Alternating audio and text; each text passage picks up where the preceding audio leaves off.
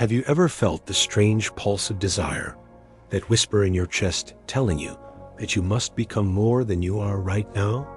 You wake up, and even before the sun has fully risen, something pushes you forward, an urgency, a restless demand that says, you are not enough yet. At first, it feels noble. It feels like life is offering you a path, a ladder, a promise that at the top there will be meaning, recognition, and peace. But somewhere inside, you sense the paradox. The more you climb, the higher the ladder stretches, and the top never seems to come into view. Imagine this. You achieve one goal, you get the promotion. You buy the car. You move into the bigger house, and for a brief moment, there's a sigh of satisfaction. But almost instantly, the silence after that victory feels unbearable. A new hunger creeps in, more urgent, more insistent than before. You ask yourself, why doesn't it last? Why does every success dissolve into dust so quickly? Yet instead of pausing, you obey. You chase the next prize. You keep running, even though you know you're running on a track that has no finish line. Is this ambition, or is it something darker? You are told that ambition is virtue. The world celebrates it. Teachers praise the ambitious student. Companies reward the ambitious worker. Entire cultures worship the ambitious leader, the one who climbs higher, faster, harder than everyone else. And yet, when you look within, you feel a contradiction. The very thing that was supposed to give your life meaning seems to drain it of meaning. The more you reach, the more empty the reaching feels. The applause fades, the trophies collect dust, and deep down, you begin to suspect that you are building not a kingdom, but a prison. What if the very fire that drives you forward is the same fire that quietly consumes you? What if ambition is not a golden ladder, but a wheel that spins endlessly, keeping you captive while convincing you that you are free?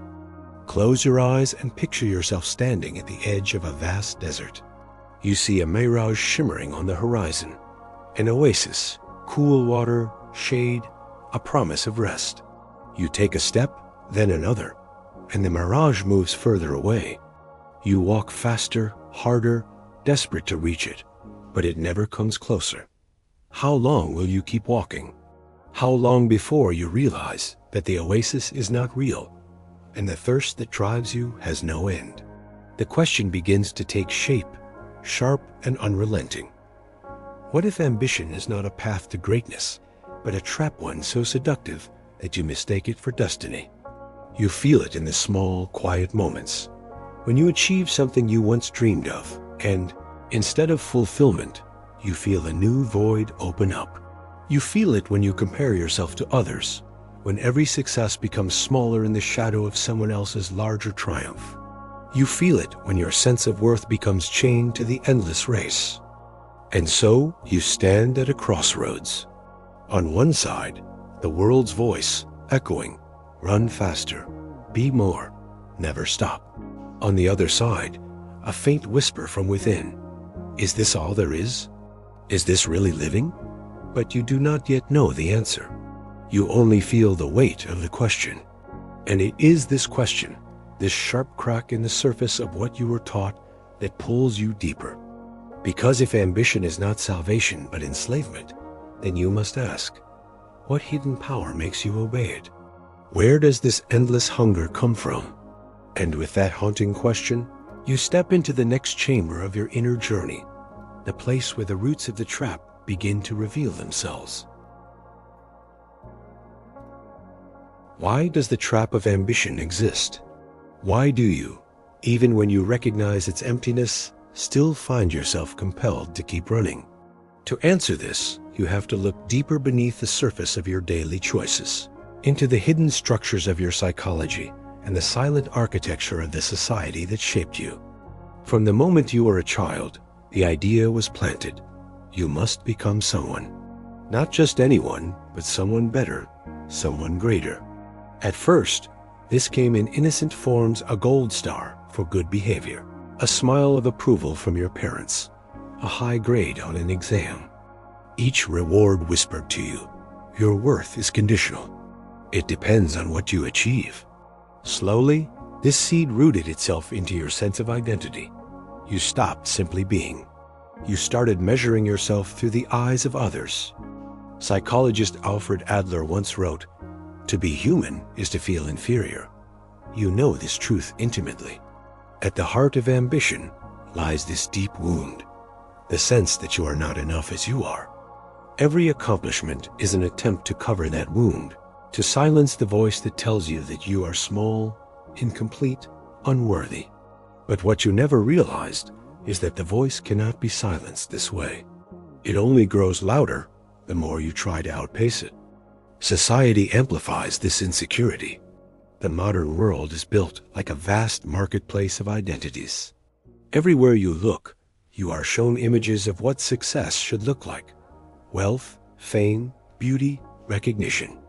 Social media feeds you endless comparisons. You scroll, and suddenly you are measuring yourself not against your own past, but against a billion strangers curated to appear flawless. Each image whispers, "Run faster. You're falling behind." And you listen because you fear that if you stop, you will vanish into insignificance.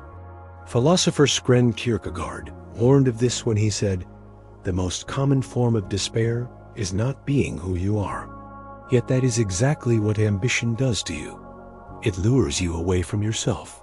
You stop asking, "What do I truly value?" Instead, you ask, "What will make me appear valuable?" You mistake the image of greatness for greatness itself. But why is it so powerful? The answer lies not only in culture, but also in your brain. Neuroscience shows that ambition hijacks your dopamine system. Each achievement gives you a rush, a spike of pleasure. But dopamine does not reward fulfillment. It rewards pursuit. It is not the having that excites your brain, but the chasing. That is why the joy fades so quickly after each success. Your biology is wired to keep you restless, to keep you hungry. In this way, your very nervous system conspires with society's demands to trap you in endless striving. And beneath it all is fear, the fear of being ordinary, the fear of not being remembered, the fear that if you stop climbing, you will discover that life is empty. And so, paradoxically, you fill the emptiness by running, even though the running deepens the emptiness itself. Think of the ancient myth of Sisyphus, the man condemned by the gods to push a boulder up a hill, only for it to roll back down each time he neared the top. You are Sisyphus, except the boulder is invisible, and you are told it was treasure. You push it day after day, and you call it ambition. But deep inside, you suspect the gods are laughing. And yet, even this realization frightens you. What would happen if you stopped pushing? Who would you be if you were no longer defined by striving? You see the terrifying possibility. Without ambition, your carefully constructed identity might collapse. The trap is not just external, it is inside you. You cling to the very chains that bind you because you fear the emptiness of being without them. So the problem is not ambition itself, but the way it is fused with your sense of self. You are not simply someone who has ambition. You are someone who is ambition. And as long as that fusion exists, you cannot imagine life otherwise. This is why ambition destroys more than it builds. It builds castles that stand tall in the world's eyes, but crumble inside your soul. It builds wealth, status, recognition, but it builds them on the fragile foundation of an endless need to prove yourself. And the deeper the foundation cracks, the more desperately you build. You may already sense the consequence, that this pursuit shapes not just you, but the entire society you live in. It dictates values, relationships, even the definition of what it means to be human. And that is where the darkness deepens, because what starts as a personal hunger becomes a collective delusion. And so you arrive at the next threshold. The question now presses harder. What unseen forces are shaping not only your inner life, but the very fabric of the world around you? What hidden consequences are born when an entire civilization is trapped in the same endless chase? The answers lie ahead, waiting in the shadows of the consequences you do not yet see. You may believe ambition is a private battle, your own struggle with goals, expectations, and the restless hunger within. But look closer, and you will see that its consequences ripple far beyond your personal life. What you feel in your heart becomes the pattern of entire societies.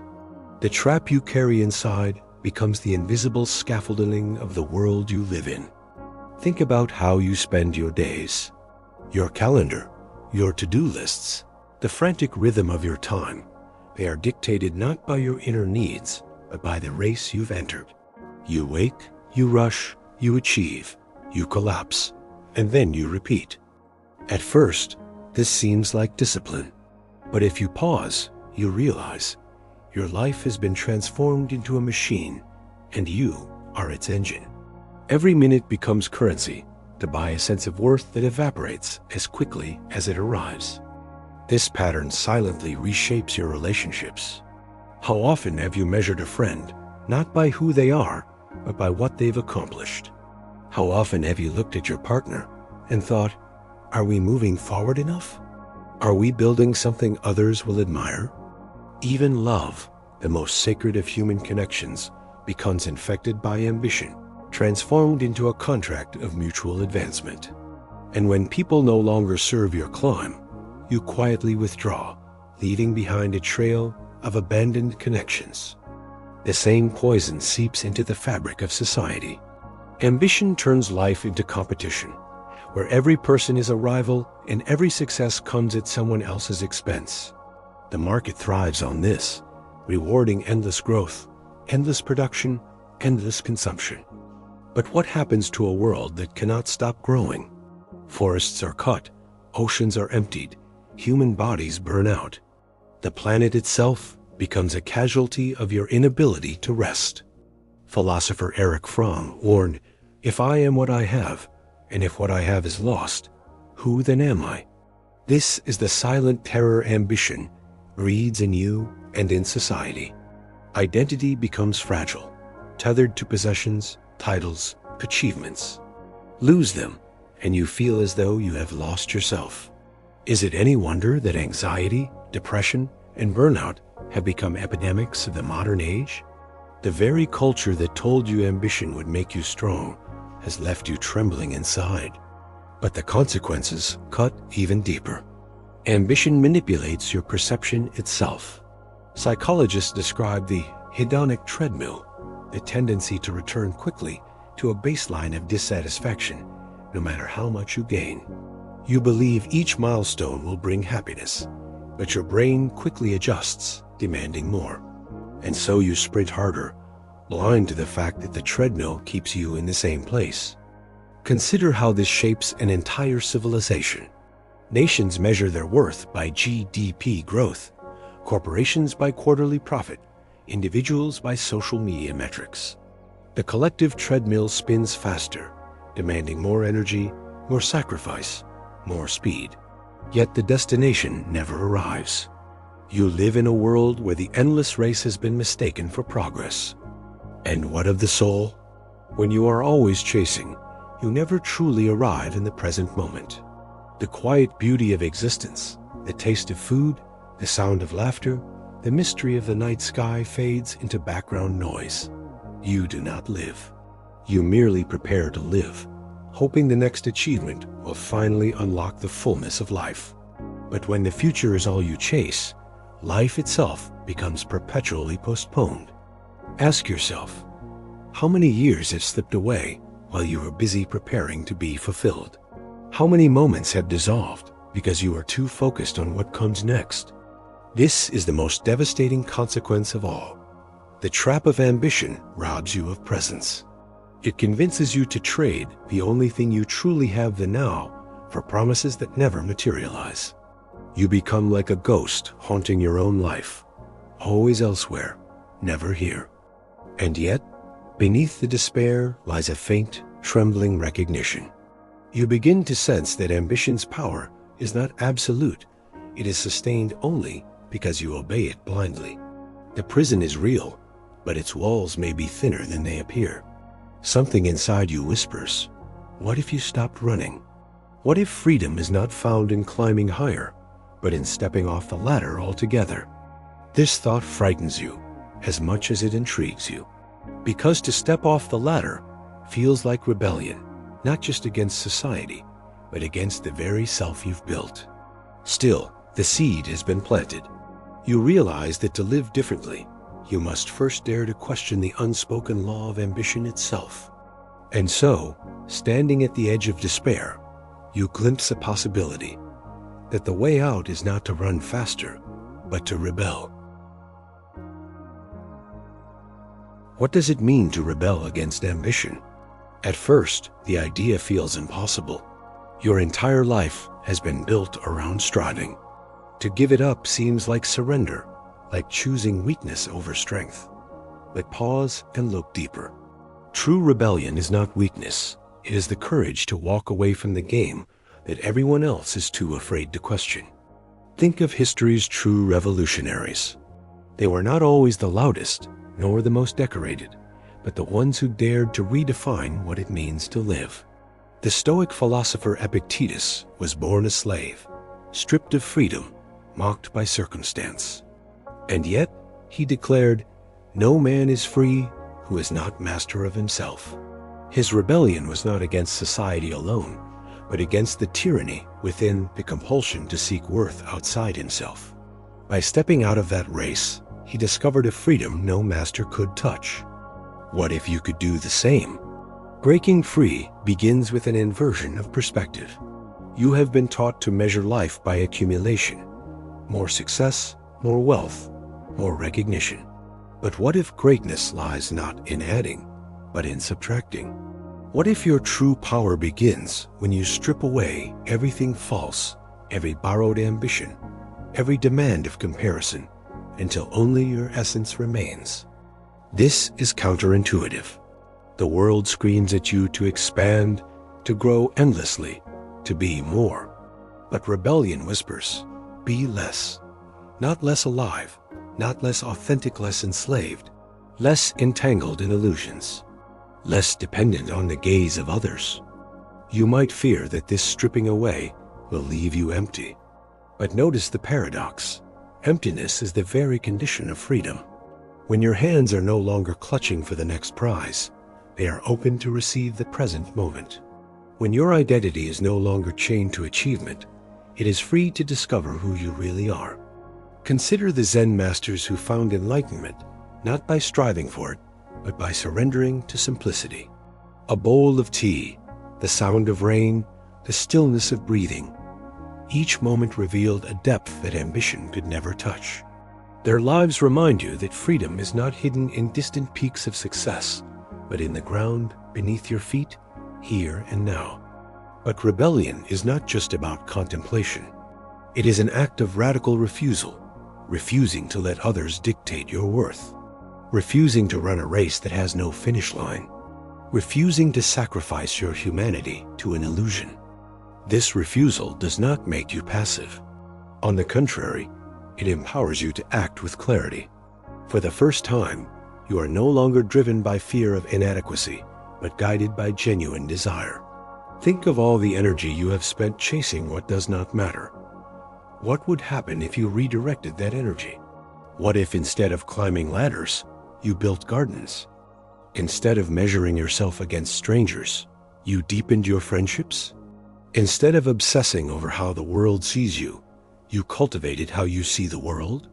This is rebellion, not through destruction, but through creation. Of course, rebellion is lonely at first. When you step off the treadmill, you watch others continue to run. They may even mock you, accuse you of laziness or failure. But slowly, you notice something. While they are out of breath, you are breathing. While they chase shadows, you are touching reality.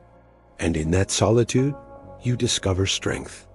Your rebellion is also contagious. By freeing yourself, you give others permission to question.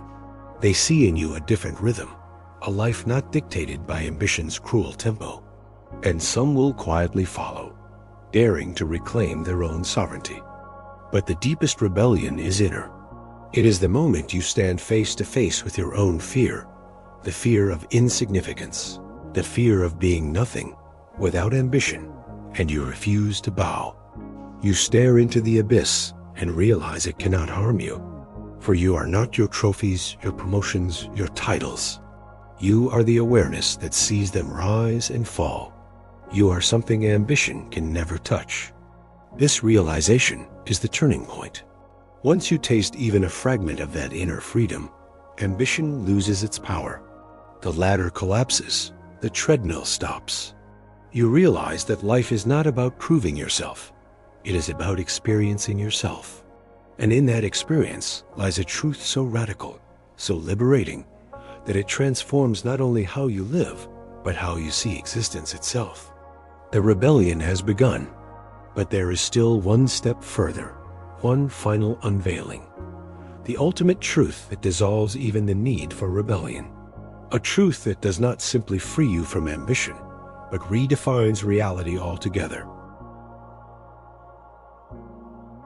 You have stepped away from the race. You have tasted rebellion. But rebellion itself is not the destination. It is only the doorway. Beyond it lies a deeper realization, one that does not simply free you from ambition, but transforms your entire way of seeing life. The truth begins with this: you were never broken. All along, ambition convinced you that something was missing, that you were incomplete, that only by becoming more could you be whole. But what if the opposite is true? What if you were complete from the very beginning, and the endless chase was nothing but a veil over that wholeness? Sit quietly with this thought. Notice how your mind resists it. For so long, you have defined yourself by striving that you cannot imagine being enough as you are. Yet, beneath that resistance, there is a flicker of recognition, like remembering something ancient, something you once knew but forgot. The philosopher Lao Tzu once said, "When you realize nothing is lacking, the whole world belongs to you." This is the heart of the ultimate truth. The moment you stop measuring yourself against imaginary ladders, the moment you see that nothing needs to be added to you, you discover a fullness that ambition could never give. It is not the fullness of possession or achievement, but the fullness of being. Think of the sky. It does not strive to expand. It simply is infinite and open. Think of a tree. It does not rush to grow taller than the others.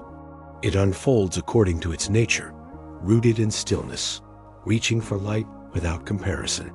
In the same way, your life was never meant to be a race. It was meant to be a flowering, unique, and unrepeatable. This realization changes everything.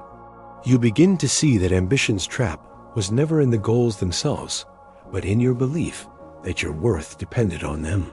The titles, the victories, the recognition, they may still come, and they may still be beautiful, but they are no longer your masters. They are experiences, not definitions. You can enjoy them without being enslaved by them. And in this freedom, a new kind of power emerges. Not the brittle power of domination or achievement, but the quiet power of presence. You find yourself capable of deep attention to others, to nature, to the simple miracle of breath.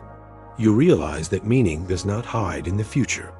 It pulses here now, in every heartbeat, in every moment you dare to fully inhabit. The final paradox reveals itself.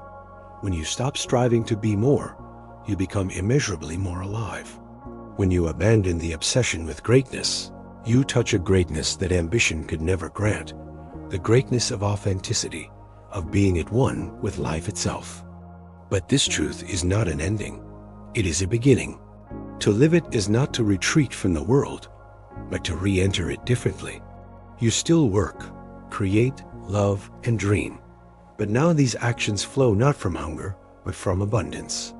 You no longer chase life. You participate in it. You no longer fear insignificance, because you have discovered that significance was never something to earn. It was the nature of existence itself. Look back for a moment. You began with a question. Is ambition a path to greatness or a consuming trap? You walked through its roots, its consequences, and your rebellion against it. And now, standing here, you see the final truth. Ambition was never your enemy. It was a teacher, a mirror that showed you the emptiness of chasing shadows. By losing yourself in its trap, you were brought to the edge where the only choice was to awaken. And now you stand awakened, still searching, still unfinished, but no longer enslaved. You are free to live without the compulsion to prove, free to create without fear of failure, free to rest without guilt, free to see that the miracle was never at the top of the ladder, but in the ground beneath your feet. So the question lingers, echoing like a bell. If you no longer need to become someone, who are you now? The answer cannot be spoken. It must be lived. And as you walk into the silence that follows, you carry not certainty, but possibility, the possibility of a life beyond ambition, a life rooted in presence, authenticity, and wonder.